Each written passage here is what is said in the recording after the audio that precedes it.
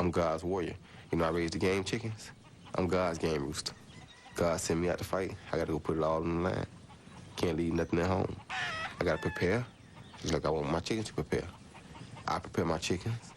God prepares me.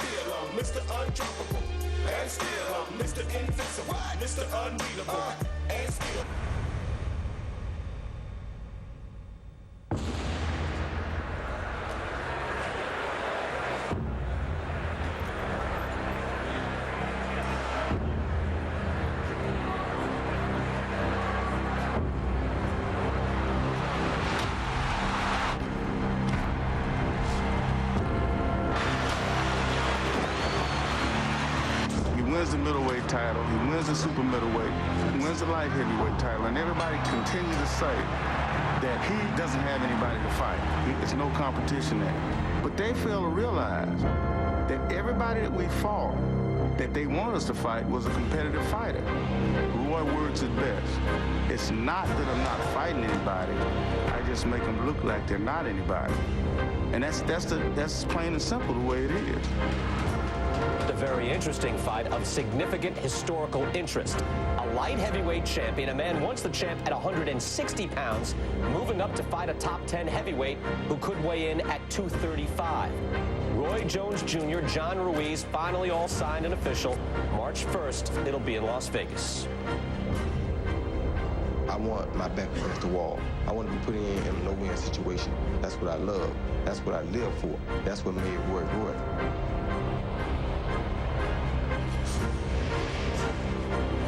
It's the haters and the critics. Roy won't fight. Roy won't do this. Roy won't be here. But damn, who is this?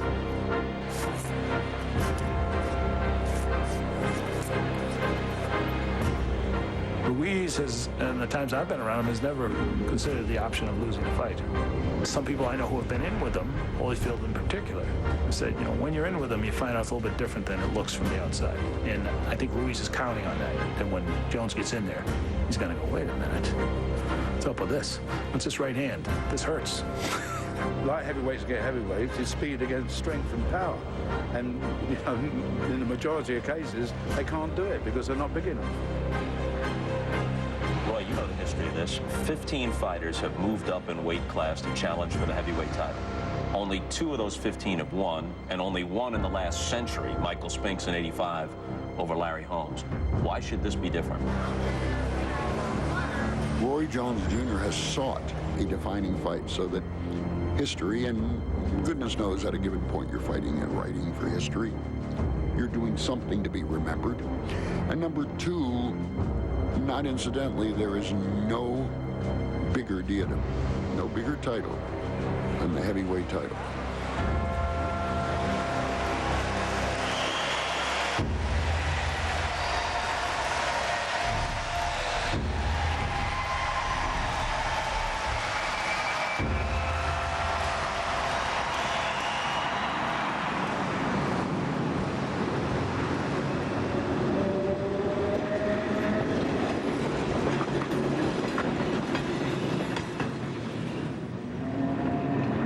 Right now, with the exception of my kids, say, you know, man, Roy has a different attitude. He's kind of mean.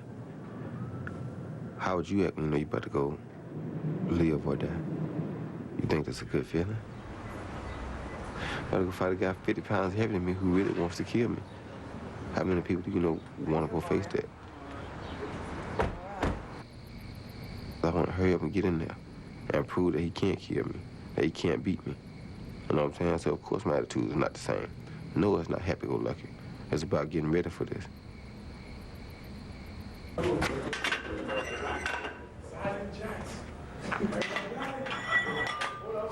Just warm up, and then you go for your real deal, okay? This is my very first time working with Mackie Shellstone. Mackie is a guy who's really an inspiring leader. He's a guy who you definitely would want on your side if you were going to war. Mackie helped Michael Spinks beat Larry Holmes. He helped Riddick Bowe beat Evander Holyfield once. And he's worked with a lot of football players, basketball players. He's worked with every type of athlete you can think of. There you go. Mark. He thinks like a fighter plane. He thinks like an F-15. He wants to be that jet that nobody sees. He thinks a lot like I think. And in having that, that's really the only thing I think that's missing, that was missing from me. I think for this fight against John Ruiz in this training camp, the goal is to, first of all, help Roy to win, to be the world heavyweight champion.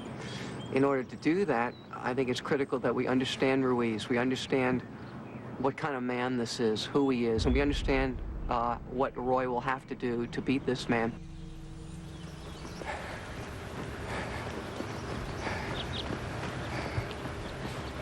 You know, I have to tell you, I do envy you. I mean, sure, what you go into is war. And sure, there's a chance of death, demise. But I envy the opportunity that you have, even as a little guy. Because at one time in our life, we all lived for it.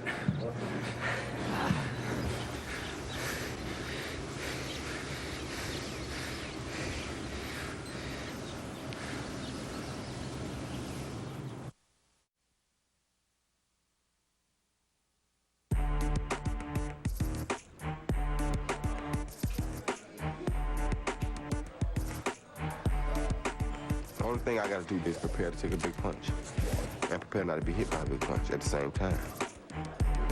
I was so afraid of the lick, I wasn't getting hit. Not that you're afraid, just that you don't know what happened, so you don't take the chance. Now I'm in a situation where I know within a 12-round period I'm bound to get hit. So I'm either gonna deal with it now, face your fear and get it over with, you know?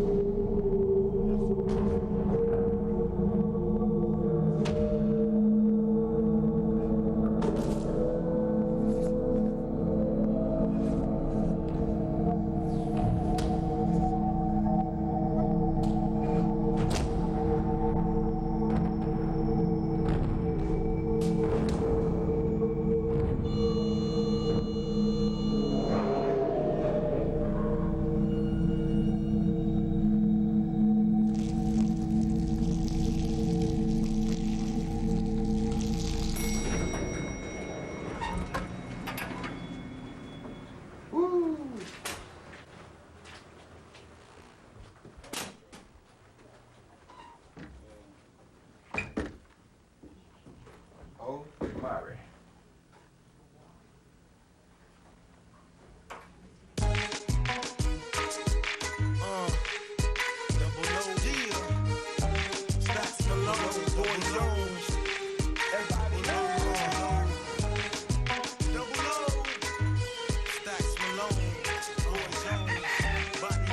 I didn't want anybody to really know with whom or where I was training, so I invited the media to my ranch in Pensacola for the pre-fight press junket.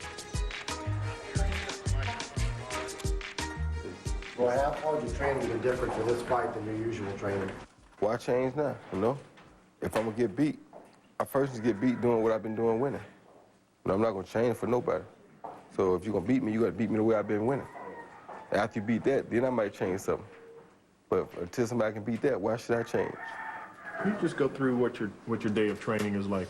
It's just tough, man. Me being me, it's very difficult. I'll tell you what I have done. I've made myself rededicated to training. And I went this time and I trained like I don't train. Only thing I did different for training was I prepared myself to get up every morning like I was supposed to. Who runs with you? Don't worry about all that. That ain't necessary. My mouth be running with me. Are you working with Shilstone? You know, I consulted with Mackey a little bit. Me and Mackey talked, and Mackey, you know, he got a lot of philosophies about adding and doing things, but not really interested in adding weight, you know what I'm saying? So. Since when have you been getting up at 5? Hey, well, that you go ask some crazy questions again. I ain't gonna tell you all that. That's a good try, though. I take that. But if you see I'm sharp, I ain't gonna let you sneak nothing by me now. I'm on point.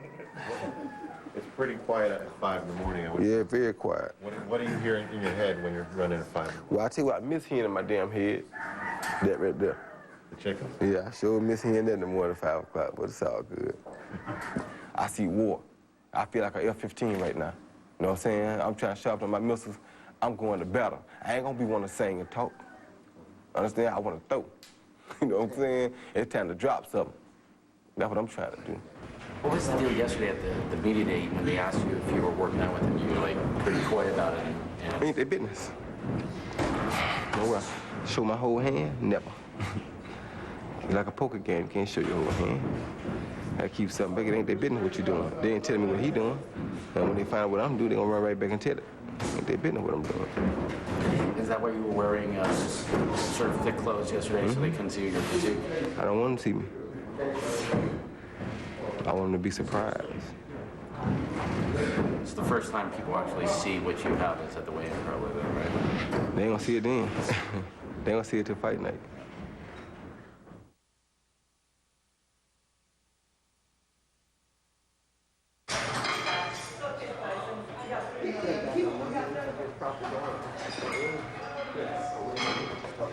How did it go with your media? Did they leave you alone? That's what was something else. That was really was a stressful thing. What did they do? No, it's just that, you know, they just constantly piling questions, trying to figure you out. You know what I mean? Figuring what out?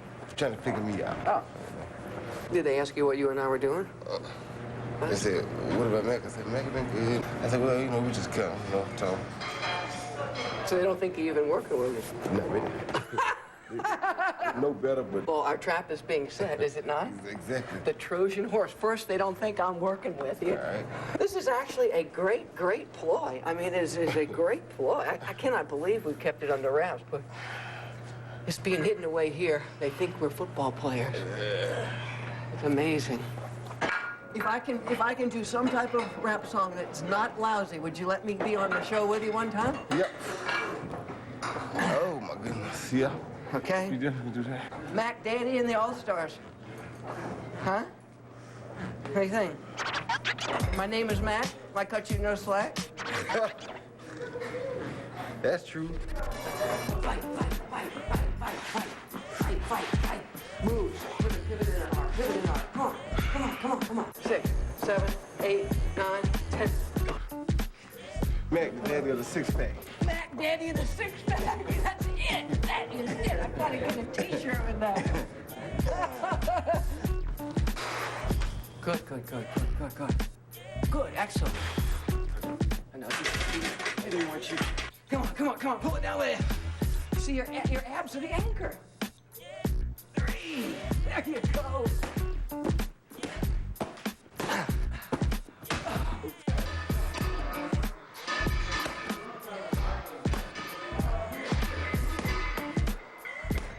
The key to success is good preparation.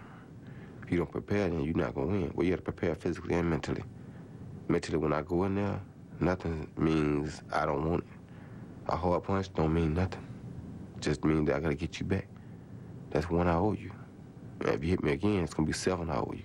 And if you hit me again, it's going to be 21 I owe you. And every time you hit me, it's going to multiply again by 7.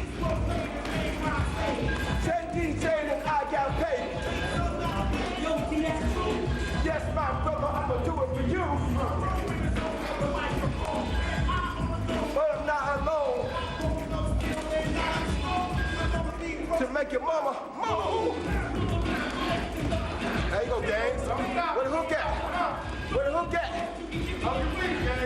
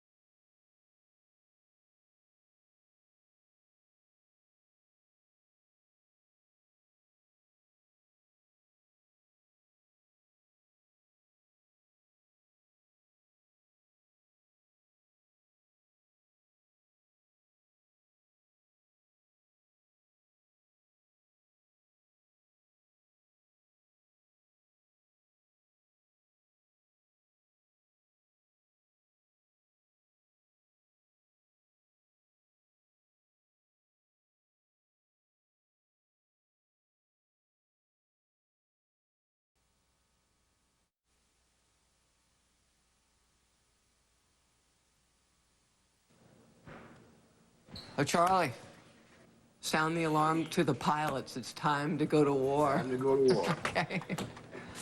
Tell them we're ready to go. Okay. Let's see how long it takes the pilots to Morning, come Mac. It's here. Right down. Hey, what do you know, man? Stretch my body. Oh, Good deal. oh.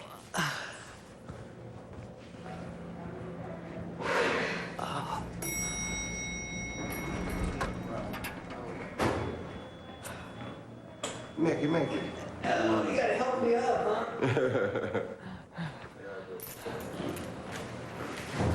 Now look at this. Look. Mackie is more of a philosophy type guy. He's more of a strategist. He just tell you the strategy. He can't tell you how to throw the punch, how to bob, how to weave, how to move in, how to move out. We all know the traditional boxing ways. My coach is the best at just doing it that way, but when you did it that way so long, you become unmotivated by it, so you need something else. Fighting on super middleweight or light heavyweight, I didn't really need much. I was big, just like they were. I was the same size, so I didn't mind. But now, as you get 34 years old, you're smaller than this guy. He's younger, he's bigger, he's stronger. You need every advantage and every edge you can get.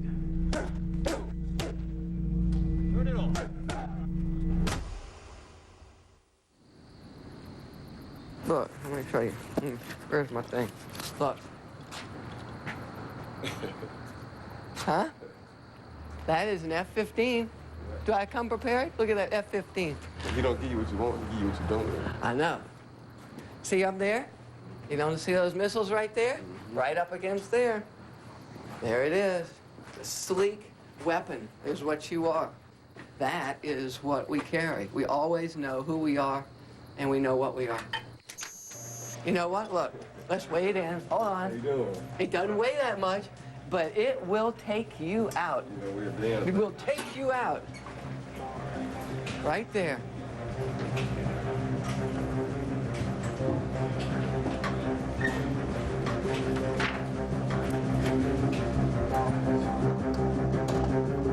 Remember I told you about his nationalism, that every man fights for something after faith and family?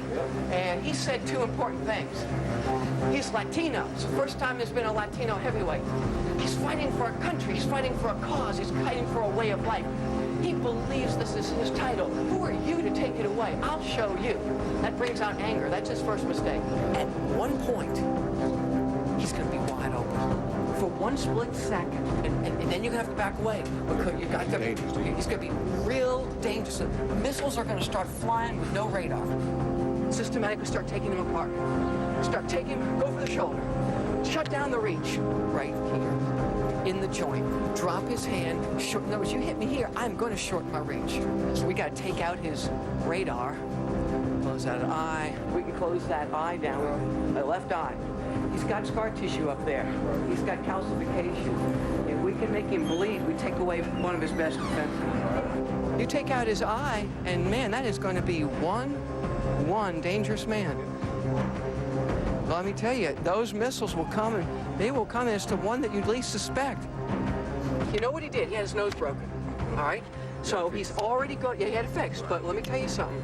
After that, you never really get it the same. If we can start punching in there, it causes a histamine release. And the tissues are going to swell. And when they swell, they load with fluid. And the body sends a lot of fluid in there. That's going to compromise his breathing. Then we deliver a big shot to the torso. That's going to slow down one of the engines.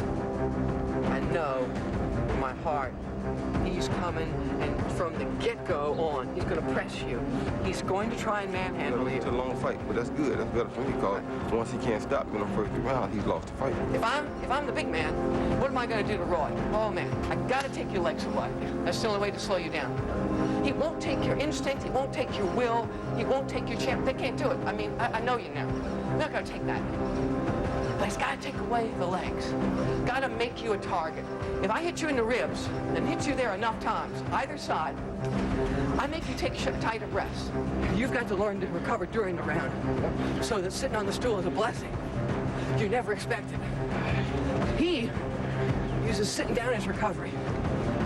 We must refuel with oxygen. We must refuel with oxygen.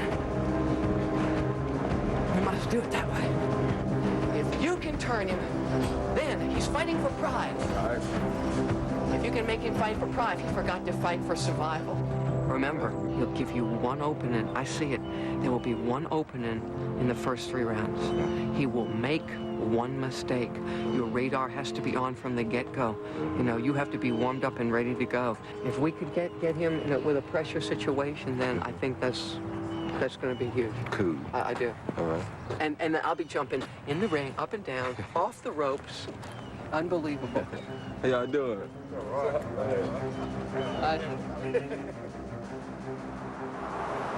Today Valentine's Day, and I'm here by myself. You know, no sweetheart for me. You know, I gotta do what I gotta do.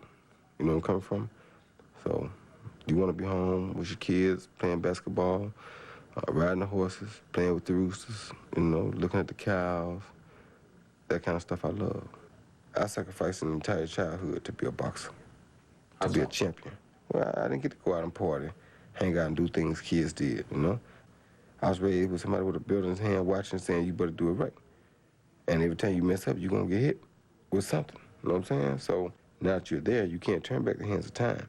You have to do that and get on, you know? You have to learn to forgive and forget and go on, you know where I'm coming from? So I was raised that same way. I was a man at 10 years old, I had to be. I knew how to do everything at 10 years old. Now God guided me through all that, because without God, I wouldn't have made it through that, because there was too much suffering going on. And right now, he got me by the hand and said, go. Don't worry about it, just go.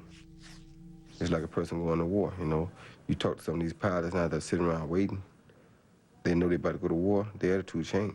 You know, the days that they're waiting, they're looking at those as, hey, these may be my last days. And you want to know that, hey, I got to go now.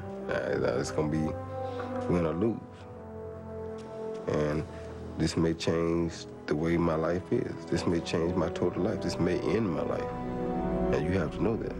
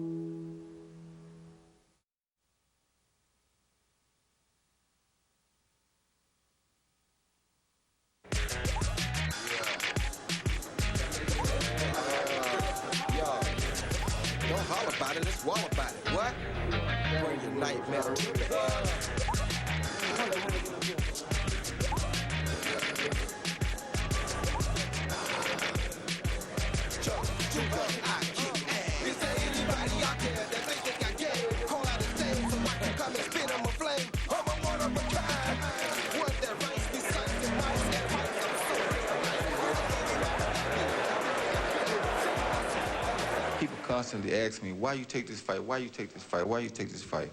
Well, there's a lot of reasons I took the fight. For one, we get tired of seeing me beat up on people my size. It just start feeling unfair. You know what I'm saying? So I'm like, you know what? They want to see me get beat. They want to see me get knocked out. They want to see me hurt. They want to see me bleed. Let me find somebody who has all these capabilities to be able to produce this for them.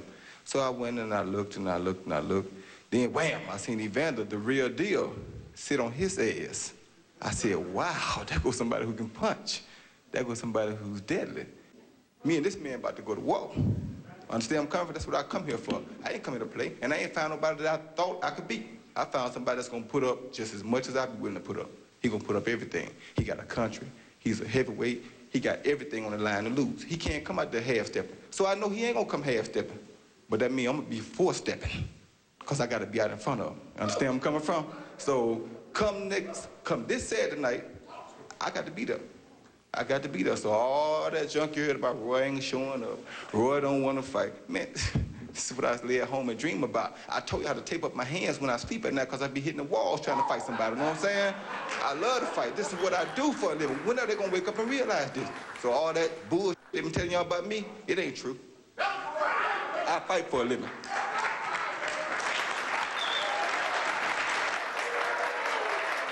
You know, they have all these different scenarios, you know, about Jones being so fast and this and that. Look at my scenario here. Does the pimp catch his hoe when she owes him? And she owes him money? Yeah! So that's the main thing there. I mean, I'm here to catch him. Yeah, I mean, no matter how fast you want to say it, you know what I mean? There's nowhere to run in that ring. You can't, you know, he's gonna have to run out of those ropes. Yeah! Because I'm gonna be chasing him, and I'm gonna be on top of him. This fight elicits the broadest range of opinions from experts I've ever seen since I've been covering boxing. The Ring Magazine experts poll, 10 for Jones, 9 for Ruiz. Of the 10 of us who picked Jones, probably 5 of us don't think Ruiz has any significant chance to win the fight. Of the 9 who picked Ruiz, 5 or 6 of them don't think Jones has a prayer in the world of winning the fight. I've never seen that before. You know what? I'm having trouble making a pick on this fight. The first thing that jumps out at you is Jones by a decision. And then I say to myself, but I think Roy has to let this guy know he belongs in there with him. I think Roy will go on the offensive early. Now, sort of go out of his game plan, maybe, the one that we've seen over the last bunch of years. So what happens when he goes into the later rounds? John Ruiz doesn't disappear. Well, I think that Ruiz is going to stop him late in the fight. And I think that he's going to find that 33 pounds of a true heavyweight pulling on your arms, pulling on your neck, punching you in the hip, punching you in the thigh, punching you in the butt, all those things that Joe Frazier used to do to bigger men, wears you out after a while. And if he gets to the point in the fight where he can't move with his normal speed, he's a dead man.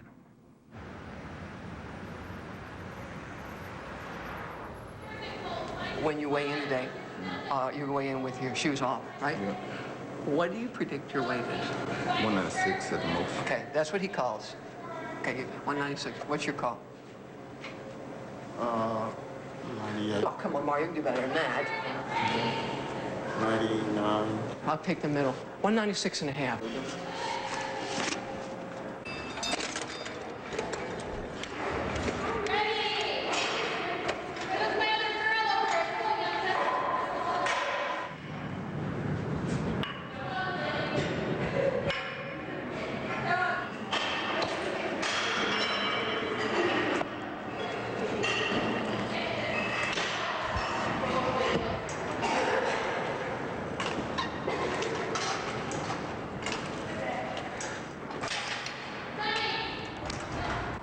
Thank you for the experience of a lifetime. Now we got just one more job to do. And you're not in it alone.